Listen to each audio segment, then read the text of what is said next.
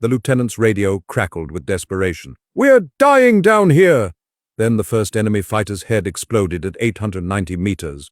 The valley was a death trap, and Captain Emma Voss watched it unfold from 920 meters away. 15 Army Rangers pinned in a rocky drainage, surrounded on three sides by 30 Taliban fighters with elevated positions. Machine gun fire raked across their cover, kicking up dust and rock fragments. She could see 2 Rangers already down, dragged behind boulders by their teammates.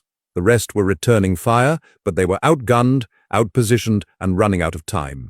Through her scope, she counted muzzle flashes, 3 machine guns, multiple rifle positions, coordinated suppression. Emma keyed her radio to the Ranger frequency. "Kodiak 1, this is Raven 6. I have overwatch from ridge northwest of your position. I can engage hostile forces. Request authorization." Silence. Then a voice rough with stress. "Raven 6, Kodiak 1. Actual, I don't know who you are, but if you can help, you're cleared hot. Priority targets are those machine guns tearing us apart." Emma settled into her rifle, a custom M2010 chambered in .300 Winchester Magnum. 22 rounds loaded, 30 enemies. The math was tight, but possible. The first machine gunner never knew what killed him. Emma's shot crossed 890 meters of mountain air and struck him center mass. The kinetic energy dropped him instantly. His weapon went silent. Before the enemy could react, she'd already chambered another round and acquired the second machine gunner. Range, 912 meters, elevated position behind sandbags. She could see his head and shoulders clearly. She fired. The second machine gun stopped. The enemy fighters were shouting now, confused, scanning the wrong ridge lines. They were looking east when she was northwest, looking low when she was high. Emma shifted to the third machine gun position, the most protected of the 3. The gunner was behind rock cover, with only occasional exposure. She waited, breathing controlled, finger resting on the trigger. 5 seconds, 10, there. He leaned out to adjust his aim. Emma fired the moment he appeared. The .300 Winchester Magnum round found its target at 867 meters. All 3 machine guns silenced in 90 seconds. The suppressive fire that was killing the Rangers had stopped. "Kodiak 1, Raven 6, 3 machine guns neutralized, engaging assault elements now." The lieutenant's voice came back stunned. "Raven 6, whoever you are, keep shooting." The Taliban fighters were scrambling, trying to locate the source of fire that had eliminated their heavy weapons. Emma could see them through her scope, pointing in wrong directions, shouting orders that made no tactical sense. They'd never faced a sniper of her caliber at this range. She methodically worked through the riflemen closest to the Ranger's position, the ones who posed immediate threat. Shot, chamber, acquire, shot. 4 more enemy fighters down in quick succession. Each shot was deliberate, each kill calculated to relieve pressure on the trapped squad below. The enemy was breaking. Emma watched their formation collapse as panic set in. They couldn't fight what they couldn't see. 2 fighters tried to reposition the first machine gun. She dropped both before they reached it. Another 3 attempted to flank the Rangers from the south. Emma put rounds through all 3 at ranges exceeding 900 meters. The remaining Taliban fighters were retreating now, abandoning their positions, leaving weapons and equipment behind. In 8 minutes, she'd fired 19 rounds and neutralized 21 targets. The valley fell silent, except for the wind and distant calls of Rangers checking casualties. Emma stayed on her rifle, scanning for threats. Movement caught her eye. 1 enemy fighter crawling toward a rocket launcher they'd abandoned. He was reaching for it, likely planning one desperate shot at the Rangers before escaping. Emma adjusted for wind, for his movement, for the 934-meter distance.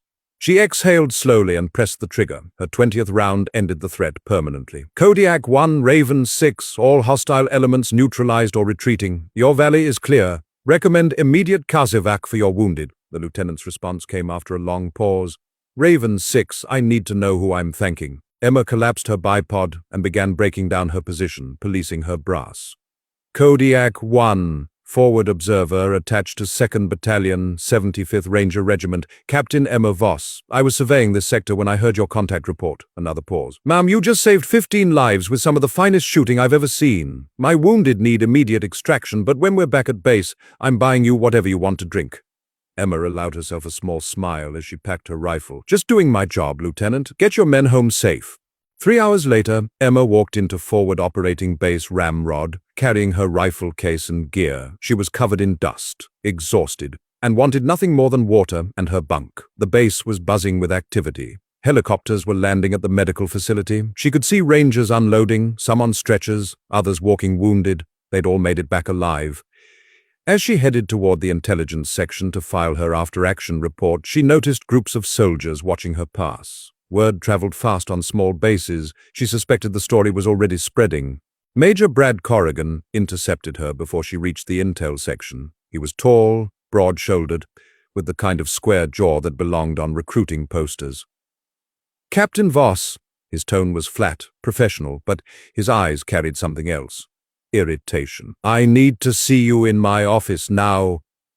Emma recognized him as the battalion operations officer, a West Point graduate who'd made his opinions about women in combat roles abundantly clear during previous briefings. She followed him across the compound, aware that several rangers were watching the exchange with interest. Corrigan's office was sparse and military precise. He closed the door and turned to face her, arms crossed. "I received a very interesting report from Lieutenant Hayes about today's engagement. 21 confirmed enemy kills at ranges exceeding 800 meters. Single operator, that operator being you?" Emma set her rifle case down carefully. "Yes, sir. I was conducting reconnaissance when Kodiak 1 came under fire. I had clear line of sight and authorization from their team leader to engage." Corrigan's jaw tightened. "You abandoned your assigned surveillance sector to play hero. That's not your job, Captain." Emma felt heat rise in her chest but kept her voice level. "Sir, 15 Rangers were about to be overrun. I had the position, the capability, and the authorization to provide support. I made a tactical decision based on immediate battlefield necessity." Corrigan leaned against his desk. "Your job is to observe and report, not to engage in direct combat operations. You're a forward observer, not a sniper. There's a chain of command, protocols. You should have reported the contact and waited for air support or a dedicated sniper team." Emma stared at him. "Sir, they didn't have time for that. They would have been dead." Corrigan waved his hand dismissively. "That's speculation. What I know is you exceeded your operational parameters without proper authorization from this headquarters. You put yourself at risk unnecessarily, and you created a situation where now every ranger on this base thinks you're some kind of sharpshooter superhero." His voice carried an edge of something personal, something beyond tactical criticism. "Women in combat roles are under constant scrutiny, Captain. Every mistake gets magnified. You need to follow protocols exactly, not go off improvising." Emma's hands clenched at her sides. The implication was clear. Her success was somehow a problem. Before Emma could respond, the door opened without a knock. Lieutenant Hayes stood there, his uniform still dusty from the valley, a bloodied bandage wrapped around his left forearm. Behind him were 4 of his rangers, including his team sergeant. Hayes looked directly at Corrigan. "Sir, I apologize for the interruption, but I need to speak about Captain Voss." Corrigan's face reddened. "Lieutenant, this is not the appropriate time." Hayes stepped fully into the office. "With respect, Major, this is exactly the appropriate time. I'm the ground commander who authorized her to engage. I need to provide my account." The staff sergeant behind Martinez stepped forward, his uniform bearing combat patches from 3 deployments. "Major, Captain Voss engaged at ranges most snipers can't even calculate. 21 kills at 800+ meters in under 10 minutes. That's not luck or violation of protocol. That's mastery." Corrigan's face was stone. "Sergeant, you're dismissed, all of you. I'll address this through proper channels." None of the rangers moved. Hayes spoke quietly but firmly. "Sir, we're not leaving until you understand what she did. We were dead, all of us. She brought us home." The tension in the office was thick enough to cut. Corrigan looked at the 5 rangers blocking his doorway, then at Emma, standing silently near her rifle case. His authority was being challenged by subordinates who should know better, but who clearly weren't going to back down. Finally, he spoke through clenched teeth. "Lieutenant, your loyalty to someone who saved your team is admirable, but this is my headquarters, and I will conduct personnel matters as I see fit. Now, all of you are dismissed. That's an order." Hayes looked at Emma, then back at Corrigan. "Yes, sir." He turned to leave, but paused at the door. "For the record, we're requesting her for all future operations." The rangers filed out, each one looking at Emma with expressions of gratitude and respect. When the door closed, Corrigan turned back to her. "You've created a problem, Captain. Those men now think you're invincible. They'll take unnecessary risks expecting you to pull off miracles every time." Emma's patience was wearing thin. "Sir, I created a solution. 15 Rangers are alive because I took a calculated risk based on superior positioning and training. If that's a problem for you, then maybe the issue isn't my actions." Corrigan's eyes narrowed. "What's your tone, Captain? I'm still your superior officer." Emma took a breath, forcing calm into her voice. "Sir, I understand your concerns about protocol. But in combat, the mission is bringing our people home alive. I had the capability, the authorization from the ground commander, and the clear tactical advantage. I took the shot 21 times, and it worked. Corrigan moved to his desk, shuffling papers as if dismissing the entire conversation. I'm noting this incident in your file as exceeding operational parameters. Consider yourself fortunate I'm not pursuing formal disciplinary action. You're dismissed. Emma picked up her rifle case, anger burning beneath her professional exterior. As she reached the door, Corrigan added, "And Captain, stay in your lane." The radio call changed everything. Emma sat up in her observation position, processing what she'd just heard. Multiple Ranger units wanted her specifically for sniper overwatch on operations. Major Corrigan had denied every request. The message was clear. Her exceptional performance was being deliberately suppressed. She keyed her radio back. "Talk, Raven 6. Acknowledge message. Continue with scheduled surveillance operations."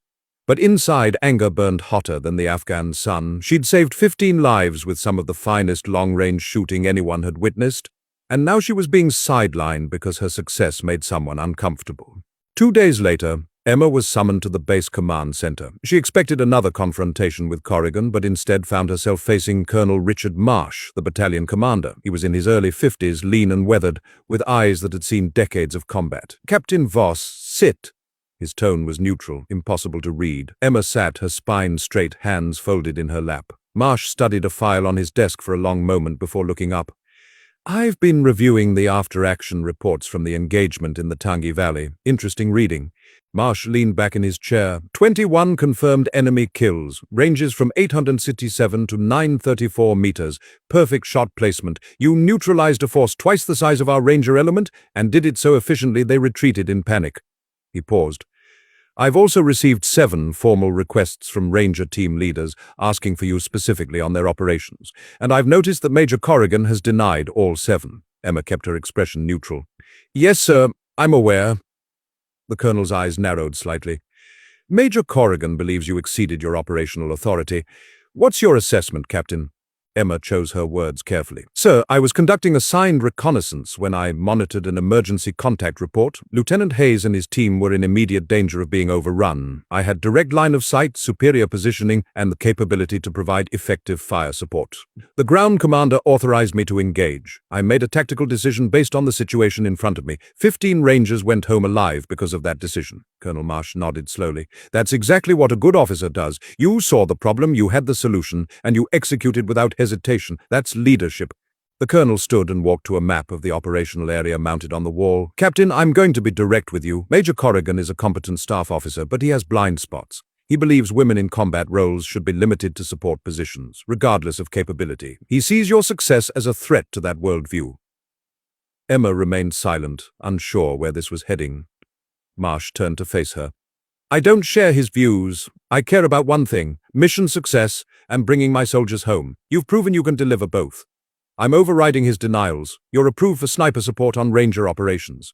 Relief and vindication flooded through Emma, but she maintained her composure. "Thank you, sir. I won't let you down." Marsh held up a hand. "Understand something, Captain. This puts a target on your back. Corrigan will be watching for any mistake, any excuse to prove you shouldn't be in this role. You'll be under more scrutiny than any male sniper would face. That's not fair, but it's reality." Emma met his eyes. "Sir, I've been under scrutiny my entire career. I'm used to proving myself twice as hard for half the recognition. All I'm asking for is the chance to do my job." The colonel smiled slightly. "You'll get it. Briefing tomorrow at 600. We have a high-value target operation." The briefing room was packed with Rangers at 600 sharp. Emma entered to find Lieutenant Hayes and his team, plus 2 other Ranger elements. Major Corrigan stood near the back, his face an expressionless mask. Colonel Marsh stood at the front, beside a detailed topographical map. "Gentlemen, Captain Voss, we have actionable intelligence on a high-value target, Qari Massoud, a Taliban commander responsible for multiple IED networks that have killed 18 coalition personnel in the last 4 months. He's holed up in a compound in the Wardak province. We're going to get him." The room buzzed with focused energy. Marsh continued, pointing to locations on the map. "The compound is in a valley with limited approach routes. Massoud has approximately 15 to 20 fighters providing security. Intelligence suggests he's meeting with other regional commanders, which means we might bag more than one HVT." He looked directly at Emma. Captain Voss will provide overwatch from this ridgeline, 200 meters from the target compound. She'll have eyes on all approaches and can provide precision fire support if needed. 3 Ranger elements will conduct the assault at 0300 tomorrow. Questions? A young Ranger raised his hand. Sir, 1,200 meters is extreme range. Can she really cover us from there? Before Marsh could respond, Lieutenant Hayes stood. She can. I've seen what she can do. The team sergeant next to him nodded agreement. At 1,200 meters, most snipers are hoping for suppressive fire. Captain Voss will be threading needles. Emma appreciated the support but knew she had to speak for herself. 1,200 meters is challenging but manageable with proper equipment, conditions and training.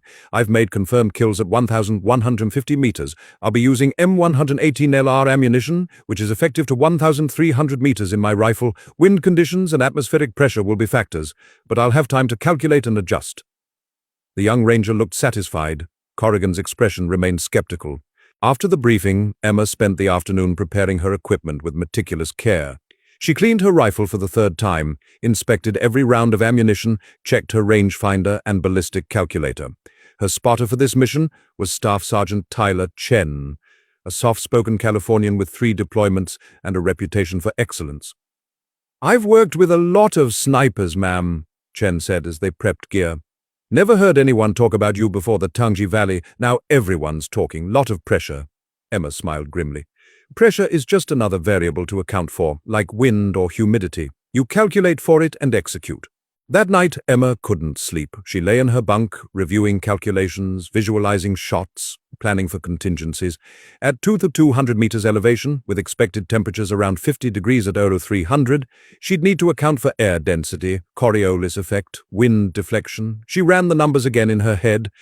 A miss at 1,200 meters could mean a Ranger dies. A hesitation could cost lives, and Major Corrigan would be watching every move, waiting for failure. At midnight, she gave up on sleep and went to the shooting range. She fired 20 rounds at various distances, confirming her zero, building confidence. Each shot was perfect. She was ready. The helicopter insertion went smoothly. At 100, Emma and Chen were dropped on a rocky ridgeline overlooking the target valley. They moved silently through the darkness, using night vision to navigate the treacherous terrain. By 0230, they were in position. Emma set up her rifle on the bipod, ranging key positions around the compound below. Chen established communication with the assault elements and began logging atmospheric conditions. The compound sat like a dark fortress in the valley floor, barely visible even through her scope. Small lights flickered in windows. Guards moved in predictable patterns. Emma counted 6 sentries visible from her position. At 0255, the 3 Ranger elements radioed ready positions. Emma could see them through her thermal scope, ghostly green figures moving with practiced precision through the approaches. Lieutenant Hayes led the primary assault element targeting the main compound. Chen whispered coordinates and conditions. Wind 3 to 5 miles per hour, variable direction. Temperature 48 degrees, barometric pressure 28.9. Emma made micro-adjustments to her scope. At 200 meters, a 5-mile-per-hour wind could push her around 18 inches off target. She dialed in the corrections, her breathing slow and controlled. Raven 6 in position. I have eyes on 6 enemy sentries, ready to engage on your call. Hayes' voice came through the radio, calm and professional. Raven 6, Kodiak 1. We need a silent entry. Can you neutralize the south sentry without alerting the compound? Emma centered her crosshairs on the guard, a tall figure standing near the compound's entrance, AK-47 slung across his chest. The range was 1,187 meters. Uphill shot, slight wind from the east. She calculated the holdover, the windage, the Coriolis drift. Kodiak 1, Raven 6. Affirm, stand by. She slowed her breathing, felt her heartbeat, timed the shot between beats. Squeeze. The rifle recoiled. 2 seconds later, the sentry collapsed silently. South sentry down, you're clear. The Rangers moved like shadows. Hayes' element breached the compound entrance while the other 2 teams secured the perimeter. Then everything went wrong. An explosion ripped through the night, an IED at the secondary entrance. Emma saw Rangers thrown backward by the blast. Immediately the compound erupted with gunfire. Muzzle flashes sparked from windows and rooftops. Chen's voice was urgent. Multiple enemy fighters engaging from the north building, 2nd floor, 3 windows. Emma was already acquiring targets. She fired, cycled the bolt, fired again. Each shot traveled for nearly 3 seconds before impact. She had to lead her targets, anticipate movement. A fighter fell from a window. Another dropped behind a wall. 2 down, north building. North. The firefight intensified. Emma worked methodically, identifying threats and eliminating them with precision that seemed impossible at this range. A fighter appeared on the roof with an RPG. Emma put a round through his chest before he could fire. Another insurgent tried to flank the Rangers from an outbuilding. She dropped him mid-sprint. Chen called corrections. Wind shifting east to west, 6 miles per hour.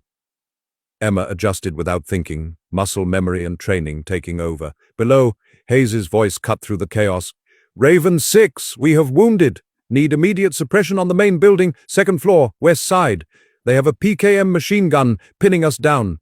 Emma found the target, saw the muzzle flash. She fired. The machine gun went silent. The battle raged for 17 minutes. Emma fired 32 rounds, each one carefully aimed despite the urgency. Chen kept a running count. 11 confirmed kills, 3 probable. Through her scope, Emma watched the Rangers execute their mission with lethal efficiency. They cleared the compound room by room, neutralized resistance, and secured the high-value targets. But the wounded Rangers from the IED blast were still exposed in the kill zone. Insurgents kept trying to fire on them from covered positions. Emma became their guardian angel, dropping anyone who threatened them. Finally, Hayes radioed, Raven 6, compound secure. We have the package plus 2 additional HVTs. Preparing for exfil with 3 wounded. But the fight wasn't over. As the Rangers began moving their prisoners and wounded toward the extraction point, Chen spotted movement on the thermal scope. Contact! Enemy reinforcements approaching from the east. Approximately 20 fighters, 800 meters from a Ranger position. Emma swung her rifle toward the new threat. Through her scope, she saw vehicles racing along a dirt road, armed men hanging from the sides. They would reach the Rangers in minutes. Hayes' voice was tight. Raven 6, we've got our hands full with casualties and prisoners. Can you slow them down? Emma's response was immediate. Affirm, engaging now. She aimed at the lead vehicle's driver. The first shot shattered the windshield and the vehicle careened off the road, flipping twice before crashing into a ravine. The convoy stopped abruptly. Fighters jumped from vehicles, taking cover and scanning for the threat they couldn't see. Emma was invisible on her ridge, 1,400 meters away in the darkness. She fired again. A fighter fell, then another. Panic spread through the enemy ranks. They fired wildly in all directions, unable to locate her muzzle flash. Chen whispered corrections, and Emma adjusted, working through the targets methodically. Her rifle became an instrument of surgical precision. Each round traveled through the air for 3 full seconds before delivering its message. You cannot reach them. The enemy force broke. After Emma dropped 8 of their number without them firing a single effective shot in return, they retreated back down the road, dragging wounded and abandoning vehicles. Chen let out a breath he'd been holding.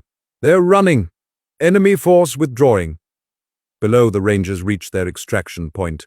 Emma watched through her scope as helicopters swooped in, their rotors kicking up dust visible in the pre-dawn light. The wounded were loaded first, then the prisoners, then the assault teams. Hayes was the last man on, and Emma saw him look up toward her position, a gesture of respect across the impossible distance. Kodiak, elements away. Raven 6, you're clear for exfil.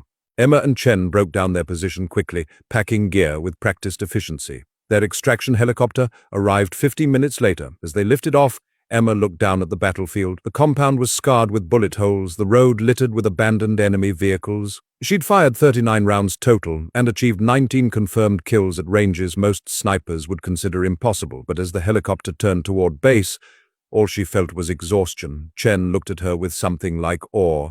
Ma'am, I've spotted for 12 different snipers. Never seen anything like that.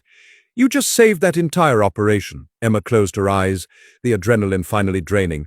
Just doing my job, Chen, just doing my job.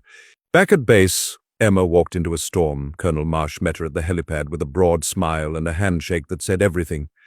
Outstanding work, Captain. The after-action reports are calling it one of the finest displays of precision shooting in modern combat. 19 confirmed kills, mission success, all Rangers accounted for. But behind him stood Major Corrigan, his face pale with barely controlled anger. As Marsh walked away, Corrigan stepped close. You got lucky twice, Foss. Don't think this changes anything. One mistake, one civilian casualty, one miscalculation, and I'll have you flying a desk for the rest of your career. Emma met his eyes without flinching. I don't rely on luck, sir, just training and skill. 3 days later, Emma was summoned to Colonel Marsh's office again. This time, Lieutenant General Patricia Harding was there, the division commander, a legend with 2 stars and 30 years of service. Emma snapped to attention. At ease, Captain! Harding said, her voice commanding but warm. I flew in specifically to meet you. Your performance over the past 2 weeks has been extraordinary. 38 confirmed enemy kills, 2 successful high-risk operations, 0 friendly casualties. Rangers are calling you the Angel of Wardak. But I'm hearing troubling reports about command interference. Tell me what's happening. Emma hesitated, loyalty warring with truth. Finally she spoke. Permission to speak freely, ma'am. Harding nodded. Emma detailed everything. Corrigan's attempts to block her from operations, his dismissal of her capabilities, the denied requests from Ranger units. She kept her tone professional, stating facts without emotional embellishment. When she finished, Harding turned to Colonel Marsh. Why wasn't I informed of this earlier? Marsh straightened. Ma'am, I addressed it at my level. I overrode Major Corrigan's restrictions, and Captain Voss has performed flawlessly since. Harding's expression hardened. Combat effectiveness is being compromised by personal bias. That's unacceptable. She turned back to Emma.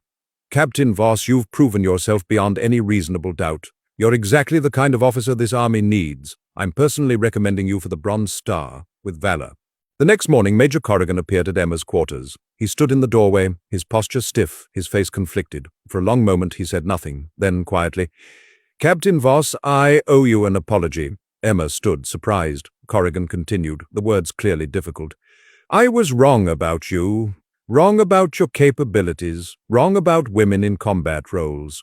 I let my preconceptions override observable reality. You've saved lives, completed impossible shots, and performed with more skill than most snipers I've seen in 20 years. You earned your place here. He met her eyes.